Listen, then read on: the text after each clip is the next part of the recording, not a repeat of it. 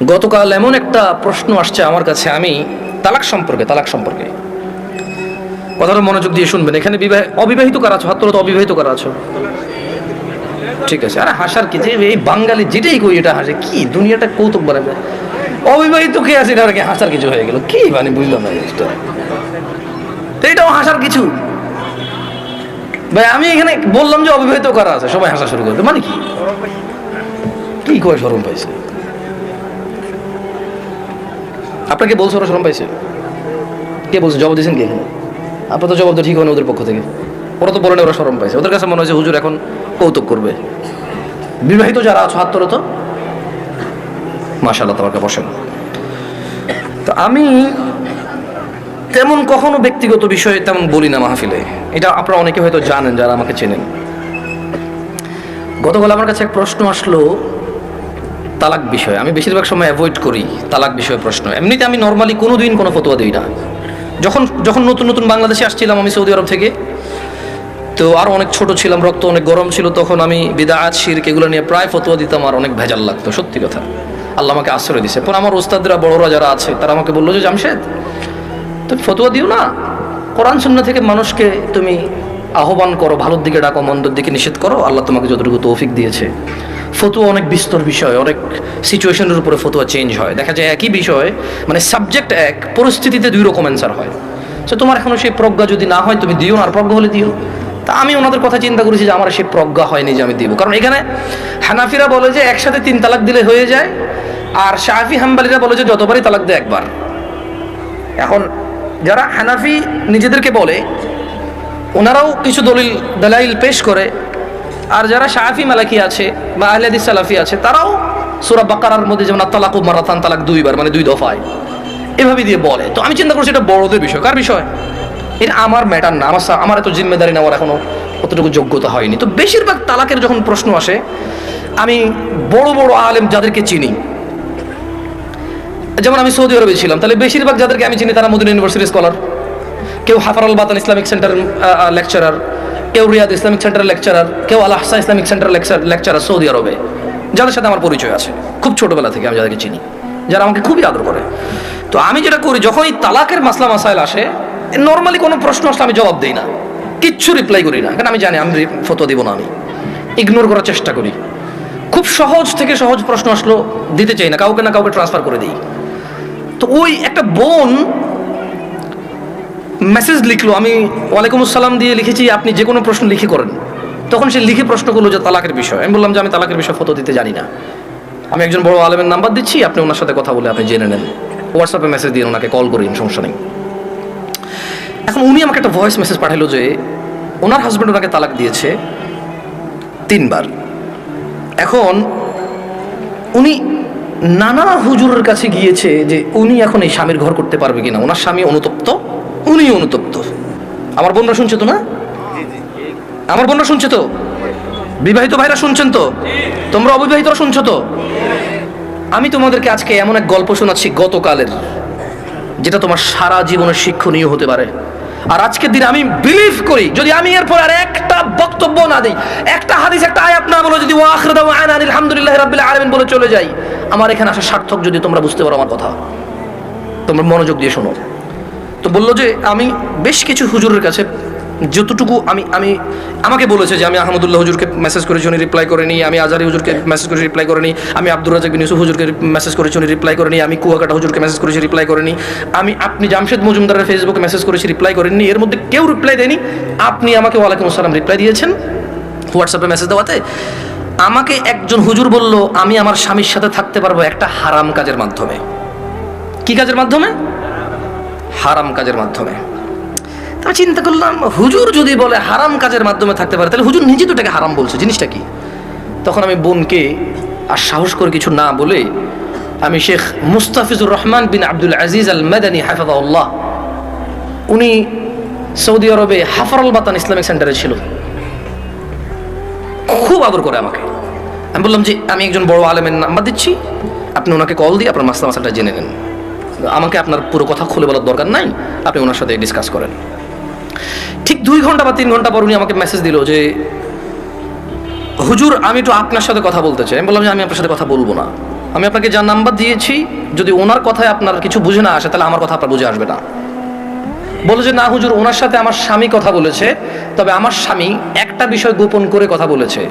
গোপন করে কথা বলার পরেও হুজুর বলেছে যে তালাক হয়ে গেছে। কিন্তু এখন আমার স্বামী হাফেজে কোরআন, আলেম পাস, আমার স্বামী বলছে তালাক হয় নাই। আমি বললাম যে ওকে, আপনি শেখকে কল করে বলেন যে আপনার স্বামীটা গোপন করেছে। বলে যে আমি ভয় পাচ্ছি ওনাকে কল দিতে, কারণ আমার স্বামী কথা বলেছে, উনি আবার কি মনে করে। আমি বলছি উনি কিচ্ছু মনে করবে না, আমি ওনাকে ফোন দিচ্ছি, আপনি কথা বলেন, ভদ্রমহিলা কথা বলবে না।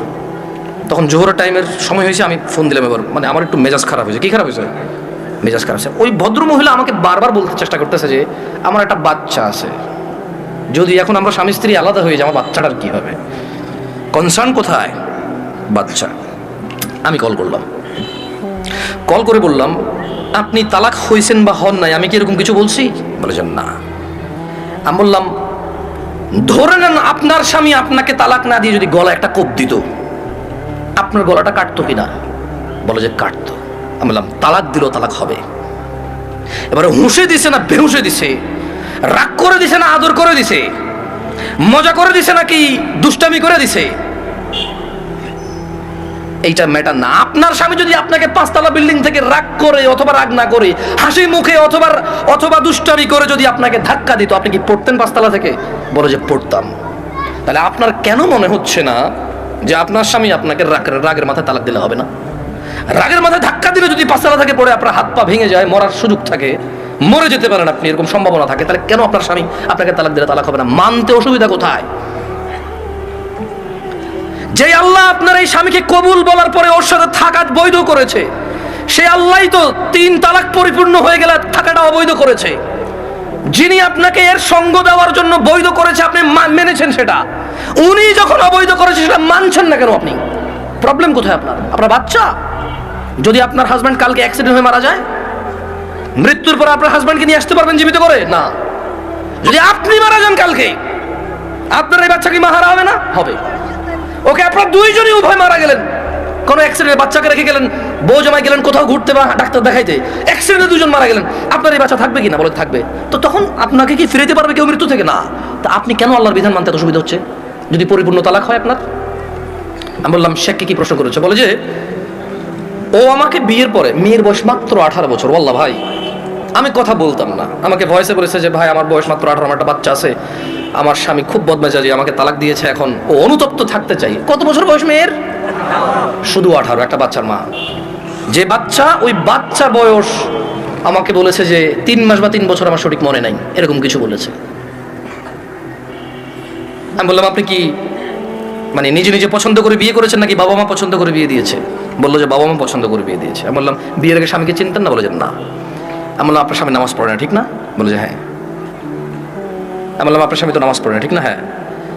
আমি বললাম আপনার স্বামী হুজুর আলেম এগুলো বলে লাভ কি, হাফেজ বলে লাভ কি? ও তো নামাজই পড়ে না, ও তো ধর্মর কোনো মূল্যায়নই করে না। ও আপনাকে তালাক দেয় আবার রাখে, আবার তালাক দেয় আবার রাখে, আবার তালাক দেয় আবার রাখে, এখনো আপনাকে রাখতে রাজি আর আপনি ওর কাছে থাকতে রাজি। তো বললো যে প্রথমে একদিন তালাক দিল, তালাক দেওয়ার পর ওনার স্বামী বিলিভ করে একসাথে 3 তালাক দিলে তালাক হয়ে যায়। ওনার স্বামীর এটা দেখেন, আমি আবার বলি, এটা আমি বলছি না, উনি বলছে যে ওনার স্বামী হাফেজ এবং আলেম পাশ মেবি, বা হাফেজ এটা কনফার্ম আমি। তো বললো যে উনি জানে যে এক বৈঠকে 3 বার তালাক দিলে তালাক হয়ে যায়, কিন্তু শেখ মুস্তাফিজুর রহমান বিন আব্দুল আজিজ মাদানীকে যখন ফোন করেছে তখন উনি বলেছে আচ্ছা ধরলাম একবার, 3টাকে কয়বার ধরলাম? এক বৈঠক ধরলাম। বলো যে আপনাকে আদ দিছে? বলে যে হ্যাঁ আরেকবার দিছে। বলে যে ওটাকে আবার ধরলাম। বলে যে আদ দিছে? বলে যে সে গোপন করছে, কিন্তু সে একদিন আমাকে বলছে তোমাকে আমি তালাক দিলাম, তুমি যাচ্ছ না কেন? এই কথাটুকু শেখের কাছে সে গোপন করেছে। কি করেছে? শেখ নাকি তখন প্রশ্ন করেছে আপনি যদি হানাফি মাসলাকের হন, জীবন যদি হানাফি বিধান অনুযায়ী চলেন, আর আপনার স্বামী নিজে যেহেতু হাফেজ বা আলেম, ও তো এটা জানে যে এক বৈঠকে 3 বার দিলে হয়ে যাচ্ছে। আর কোরআন সুন্নাহ অনুযায়ী যদি আপনি শাফি মালিকের দিকে আসেন, সেই ক্ষেত্রে ওনারা এক বৈঠকে যতবারই দেয়, কয়বার ধরে? একবার। তো বলো যে অনেক সময় আমরা ফতোয়া দেই যে ঠিক আছে, মানে আপনি হানাফি কোনো বড় বিজ্ঞ আলেম থেকে, মাদ্রাসা থেকে ফতোয়া নিয়ে, ওনারা লিখিত ফতোয়া দেয় কি সেটা আপনি জেনে নেন। মানে তালাক নিয়ে তেমন কেউ ভেজাল করতে চায় না, কারণ মারামারি কাটাকাটি হয়ে যাবে, বোঝেন নাই, মিছিল মিটিং হয়ে যাবে। এক গ্রুপ বলবে তালাক হয়ে গেছে, আরেক বলবো হয় নাই, বলবে যে জানা করতেছে ও হুজুরের কথায়। ভাই এটা বিশাল বড় একটা প্রবলেম, বুঝছেন না? বোঝেন নাই, সত্যি আমার পক্ষে সলভ করা সম্ভব না। তখন আমি ওই বোনকে বললাম যদি আপনার তালাক হয়ে যায় চলে যান, ইজ্জত পালন করে কোথাও বিয়ে বসে যাইয়েন, আর পরবর্তী স্বামীর যত্ন নিয়েন। এটা করে দিয়েছে। তো আমি ওই মহিলাকে বললাম যে আপনার তালাক হয়েছে বা হয় নাই ফতোয়া দেওয়ার আমার যোগ্যতা নাই। আপনি যদি মনে করেন আপনার স্বামী গোপন করেছে, শেখের সাথে তালাক একবার তালাক দিছে যেটা গোপন করেছে, আপনি ওনার সাথেই কথা বলেন। তো আমি আমার বোনদেরকে বলবো, বোন ও আচ্ছা, আমি ওই ওই ওই মেয়েটাকে এতটুকু বললাম যে যেই ছেলে আপনাকে 3বার তালাক দিল, 3বার, আপনার কাছে কেন মনে হয় ও চতুর্থবার দিবে না? আবার আপনার কাছে কেন মনে হলো যে ও চতুর্থবার দিবে না? আর এই তো আপনি এই স্বামী ছাড়া থাকতে পারবেন না, আপনার একটা বাচ্চা আছে, কেন আপনি স্বামীর সাথে এমন ব্যবহার করলেন যে ও তালাক পর্যন্ত গিয়ে পৌঁছালো? ওর উপায় কি? ওই বেচারার উপায় কি? ধরলামও খারাপ, ওর চেয়ে নিকৃষ্ট পুরুষ আর এই পৃথিবীতে আমি ধরে নিলাম।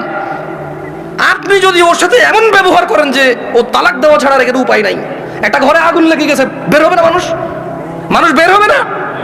এই দরজা বন্ধ, সেই দরজা বন্ধ, সেই দরজা বন্ধ, জানালা দিয়ে হলো তো মানুষ বের হবে না? তা আপনি এমন এক সংসারের মধ্যে কেরেঙ্গাল লাগাই দিয়েছেন, কিচ্ছা কাহিনী লাগাই দিয়েছেন, এমন এক অশান্তি লাগাই দিয়েছেন, ও আর তালাক ছাড়া বেরোতে পারছে না এখান থেকে। এমন করলেন কেন? এই যে এখন কান্নাকাটি করতেছেন, এমন করলেন কেন?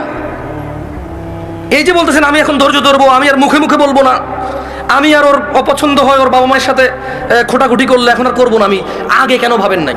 আমি আমার বোনদেরকে বলবো, তোমার স্বামী আছে, ওকে গুরুত্ব দাও।